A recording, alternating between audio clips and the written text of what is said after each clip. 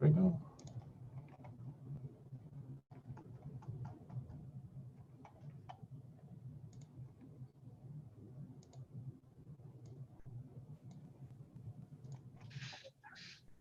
Tim, can you hear me okay? Yes, I can. Can you guys all hear me? Yep. Thank you.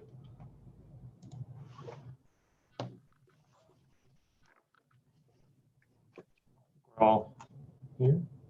Yes, no?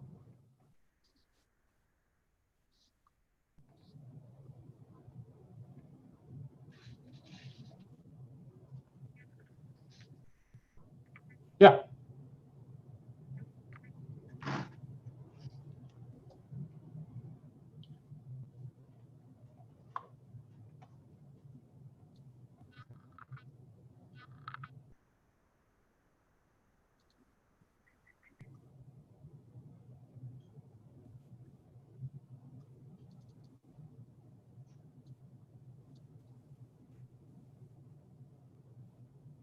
We seem to be experiencing some odd lag here. At least I am.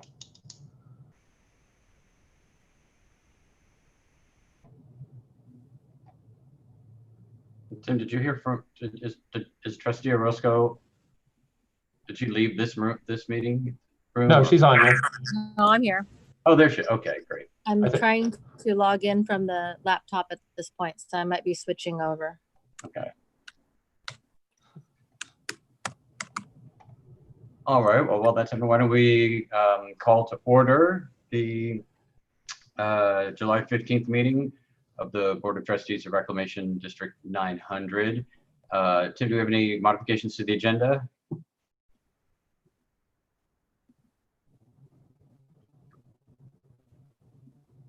Doesn't appear so. So without objection, we'll consider the agenda approved and move to public comment on items not on the agenda. We received any public comments on any items not on the agenda?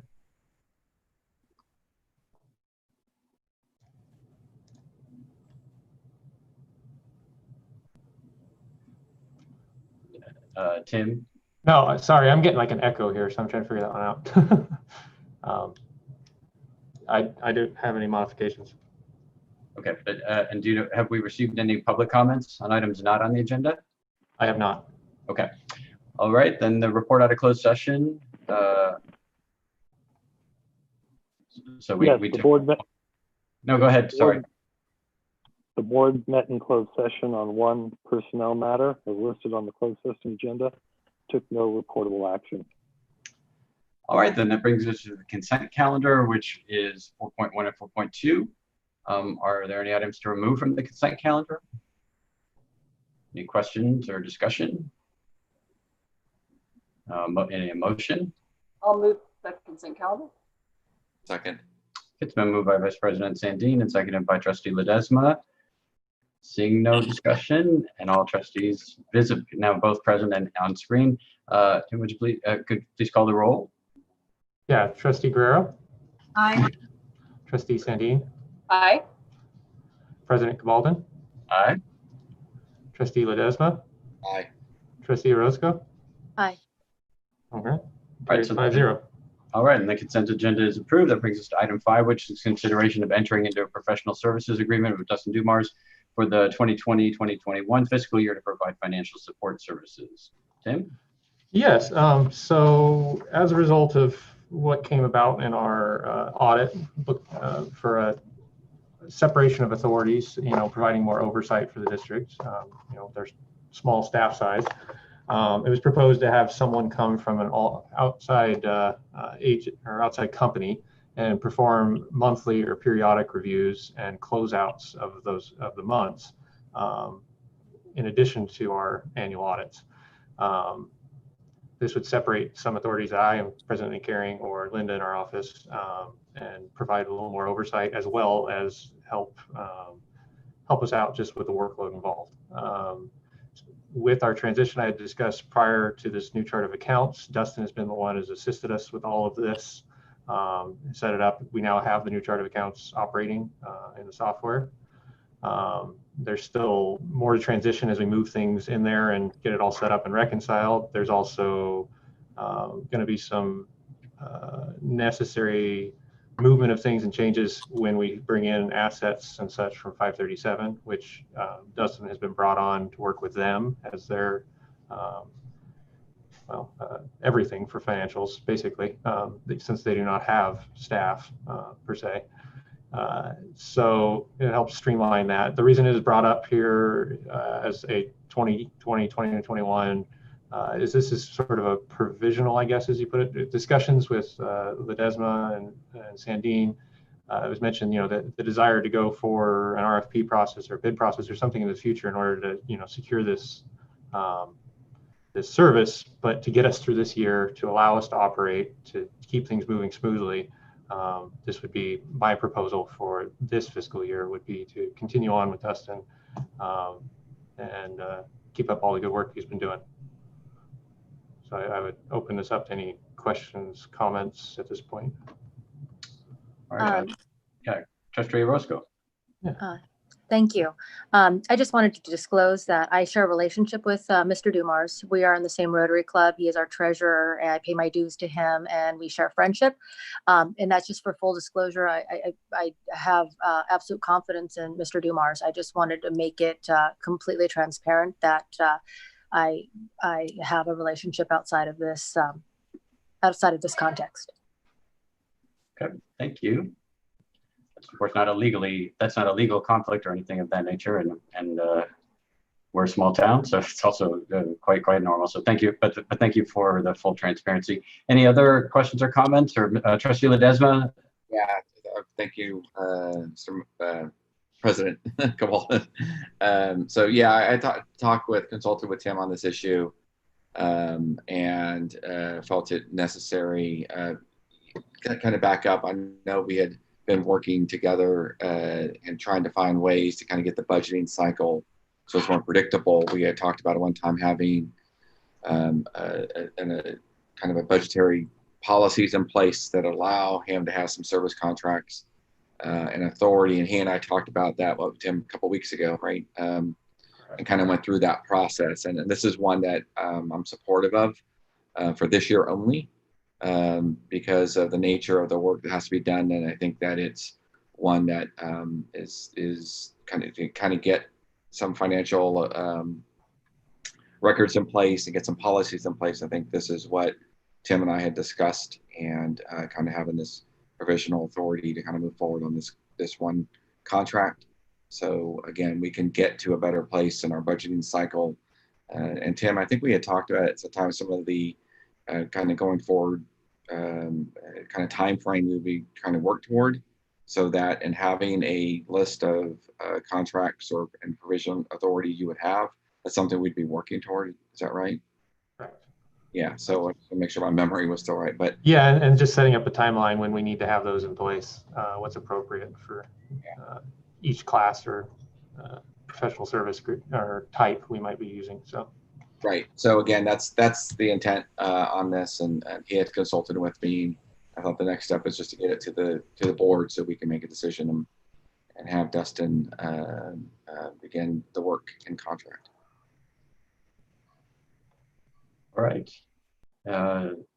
Trustee Sandine, Vice President Sandine. Thank you. I also spoke with Tim. As you may recall, Mr. Ledesma and I served as a subcommittee for the agency to look at fiscal matters and to look at the accounting and so forth, and to make recommendations. And this one actually comports with what we observed and what we were suggesting.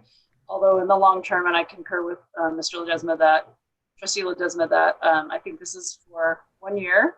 This actually will be really helpful to our agency.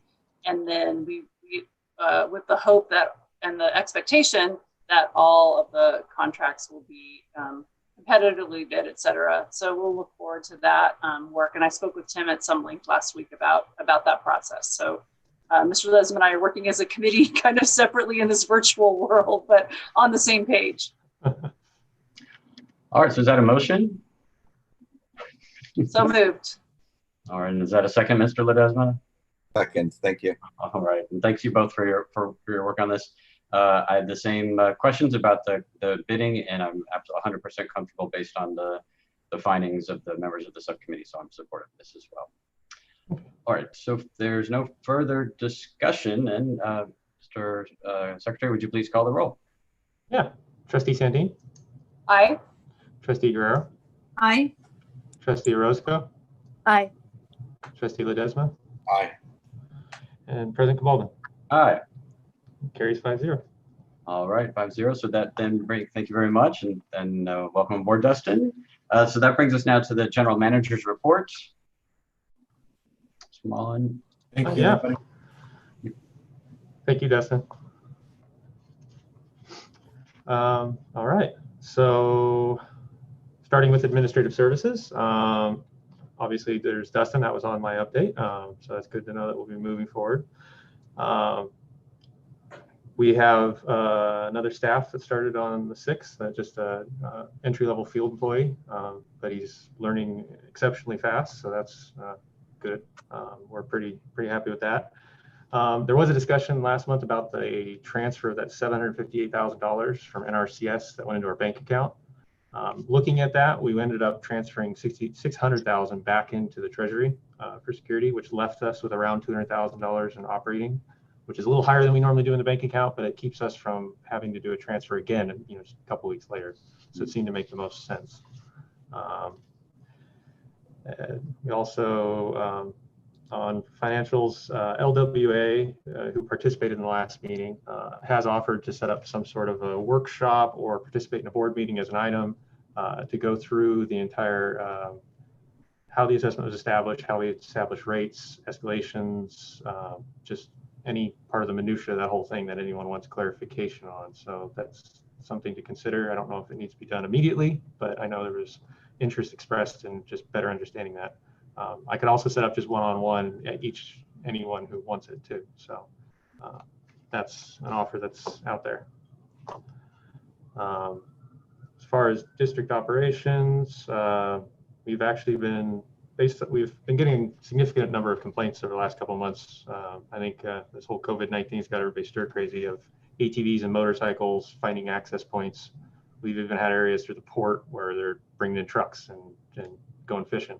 So we've now been procuring masonry blocks and fencing material, the proper signage to notice people so that we can have the law enforcement come out if there is a violation, and been getting that in place, and it appears to be working. Our complaints are down, even just sealing off a few points already. So pretty happy there, but it will be ongoing because they'll just keep finding new spots. For internal drainage, the city well, I'm sure you guys are aware, that's been providing water into the main canal that then feeds Bridgeway Lakes, has been out for several weeks, and looks like, I think they said the 21st to be back in operation. So we've been losing water quite rapidly in Bridgeway Lakes and all of our canals. We have quite a few that are actually dry already, which is very untypical.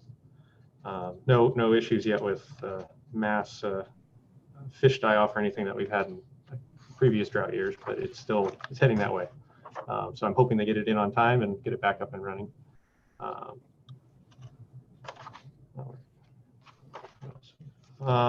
As for 537, I have another item in here. We've already begun doing some maintenance operations in RD 537.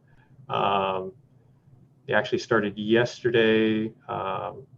Brought in a small contractor to help us assist with doing some clearing of brush and trees so that we could facilitate us spraying the slopes.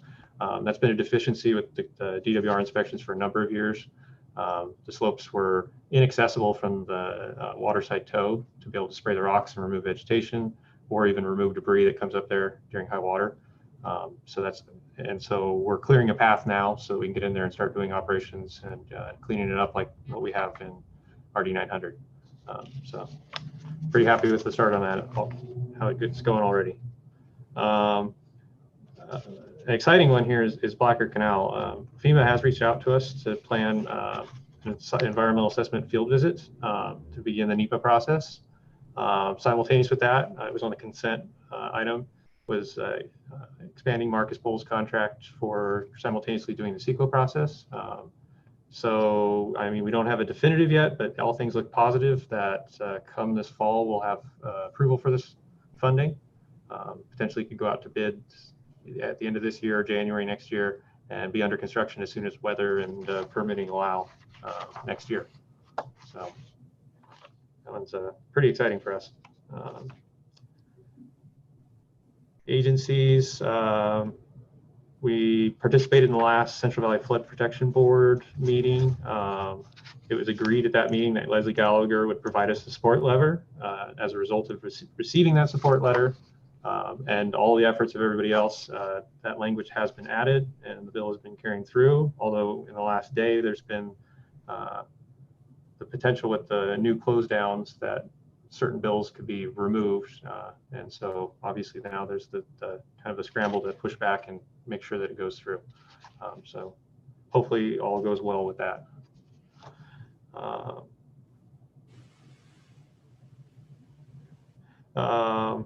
I also provided in your packets an OMRR&R agreement between RD900, West Safeco, and Central Valley Flood Protection Board. This one is part of the Southport Levee Improvement Project and accepting that new one and the responsibilities thereof for OMRR&R. Oh, would you like to provide an update, Martha? Sure, I couldn't find the little hand up thing. Yeah. I was trying to signal to Mr. President here. Just on the ledge process, I did hear those rumors, but the speaker circulated a note saying that that's not true. They'll be returning back on the 27th. And then so committee hearings will be starting up the 27th and the 3rd. We don't have the schedule yet. It's just a delay by 1 week. So be prepared for that. Thank you, Martha. The reason I provided this OMR obviously is this is something that's coming down the road that RD900, West Safeco are going to have to sign and get into. But this also is kind of our preview of the kind of agreement we're going to have to enter into for MA4 as well. I mean, this is accepting a completed levy with no deficiencies. Obviously, there'll be exceptions when you enter into an OMR agreement for a levy that hasn't been approved yet. Some acknowledgement that we're not responsible for past deficiencies. I provided that because that is something we will be seeing in the near future, because if we are trying to get this accomplished and recorded by the December 1 date, there'll be a pretty quick timeline to get this agreement in place. So just want to bring that. I wasn't sure if Ralph, I was going to refer to you on Caltrans if there's any sort of update there with the lawsuit and the potential to I do not have an update yet. We have some information. It sounds like it's in the very early planning stages. No decision to be made yet with respect to whether or not it's something that our district would even consider joining, or whether we just ride on the coattails and enjoy the fruits of any decision that might result from the challenge to Caltrans' refusal to pay assessments. So no action to be taken, no real update yet. We're still following up. Thank you, Ralph. Additionally, with 537, the next item, there's discussions also about the transfer of assets. There's a couple pieces of real property. There's a pump station. There is a significant amount of reserves, the majority of which is coming to the city portion of 537, since that 93% of it, which was decided upon based on 93% of the assessment is generated from that portion of the district. But that exact number hadn't been nailed down. There was just an agreement about a percentage. So their board is already discussing whether there's an initial allocation of a portion of that and then negotiate out the final amount so that we have operating capital to work for the time being, such as paying for this assistance we're getting with the clearing of the vegetation. So working with Tom Ramos on that, and obviously that's a discussion we need to have as a board too, is what everybody's comfortable with. I need to be working with Ralph because getting some of this property switched over. So it's a big process because they also have 785 and 827 property they're trying to bring in too, so they're pretty busy with that. There's also the need, we got to figure out what's required with the Treasury as far as separate accounts, or how we're going to go about that with the monies from 537, because that is a its own unique benefit area, special benefit with its own assessment. So we've got to keep the money separate. So it's working through how it's going to work with the county and how that'll be modeled. I don't know if anybody has any questions on that. Nope. Okay. The SAFE updates, the Yolo Bypass East Levy project, ongoing. The 65% design went through. There's a virtual tour and kickoff of the safety assurance review is scheduled for yesterday. Sorry, it was in the future when I wrote this. So that's all underway. I believe it's set to close out rather quickly and keep moving along. So everything seems on track there. And then the last item here, development project coordination. The only one I have an update on is actually the city courtyard project. There's been a lot of discussions in this last week. It was brought to light to me that there was the intent to drain that courtyard into an RD 900 facility that's also well, as of right now, it's exclusively receiving drainage from the levee seepage trench. There had been some thoughts from the designer that there was a connection there already. We determined that there was not. And so there's been a lot of discussions about because their initial numbers that they came out with us for flows carried the majority of the capacity of the existing pipe, not including the seepage that needs to go through there. They've since, as of yesterday, sent back revised numbers that look very encouraging, both to utilize going into that system that's there, or there's a 15-inch diameter pipe on the front of the property. That solution would require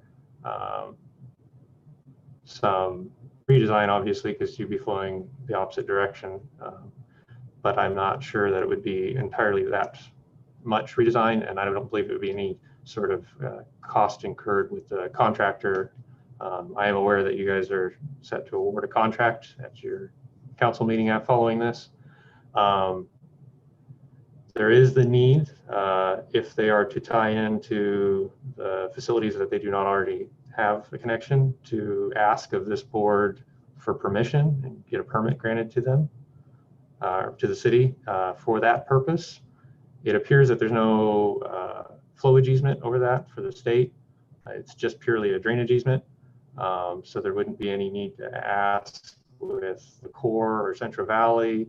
And I know Greg has had discussions with both of those parties, and there's no issues with having a shared facility as far as they see it, so long as there's capacity.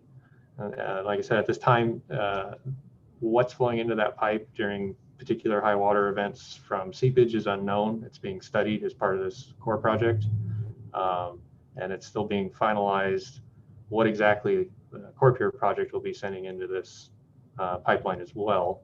Like I said, the numbers that came back to yesterday, I think, were about a third of their initial estimate, which my personal opinion is it would probably, it seems reasonable that could even fit in the 15-inch pipe in the front. So I believe there's a path forward no matter what for this project for drainage. It's just there would be an ask of this board for permission potentially after approving awarding a contract, which is pretty unorthodox. There's also kind of a separate issue that came up right now. There's a stormwater drainage master plan update that's been going around and heading towards finalizing. In that, it shows that, so this pump station, racetrack, and causeway they're hydraulically tied together. They act as one. And it shows that there's a significant undersizing, even under existing conditions, of this drainage basin. And that one of those pump stations would need to be upgraded. I know my preference would be that it's this racetrack pump station, since it is the most, I won't say run down, but it is the oldest, most crude of all of our pump stations, annual operation mostly. That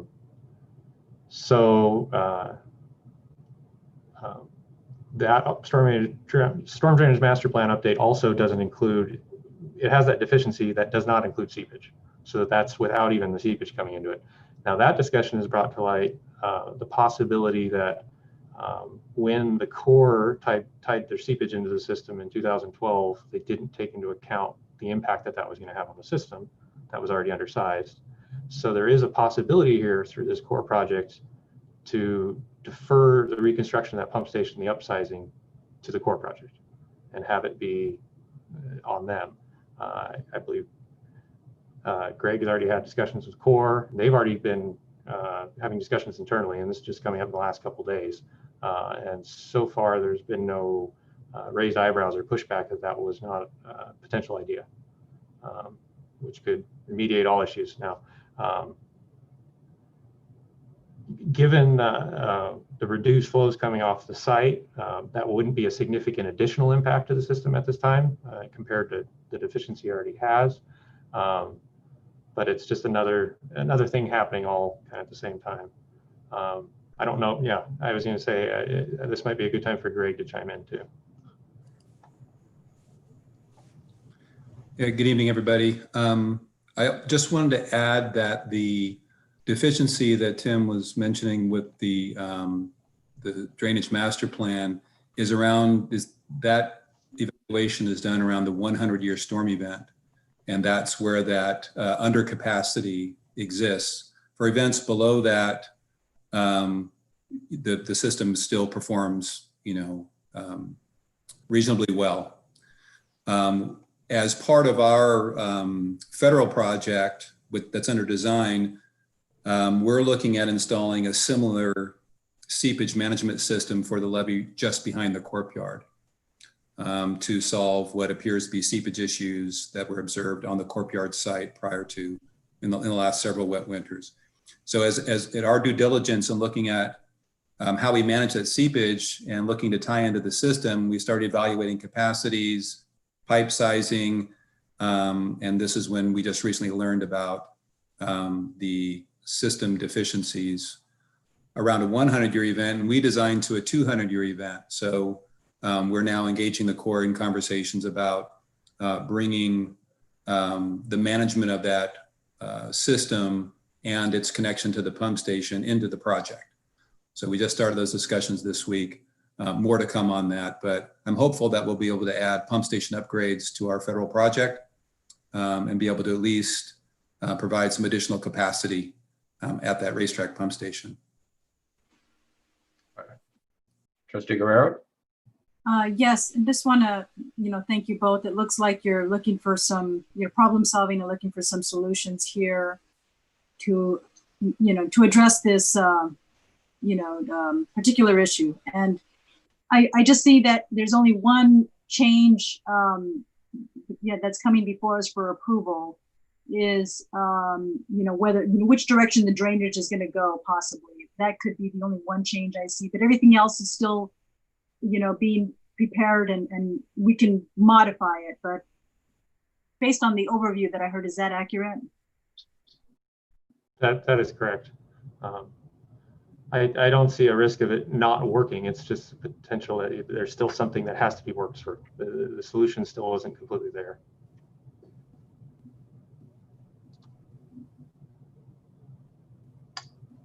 All right. Do you have additional report, Tim? No, that was the end of the report. All right. I'm not seeing any questions or discussion on the report itself. So thanks, Tim. Are there trustee reports or updates just at this time? All right. Then is there a motion to adjourn? Nobody wants to leave. So moved. I'll second. All right, it's been moved by Trustee Ledesma and seconded by Vice President Sandin. Tim, would you please call the roll on the motion to adjourn? Yeah. Trustee Ledesma? Aye. Trustee Roscoe? Aye. Trustee Guerrero? Aye. Trustee Sandin? Aye. President Cabaldo? Aye. That All motion right. carries and the meeting is adjourned. Thanks, Tim. Thanks to Ralph and the whole team, and thanks to members of the board. Have a good evening. You as well. Thank you. Thank you.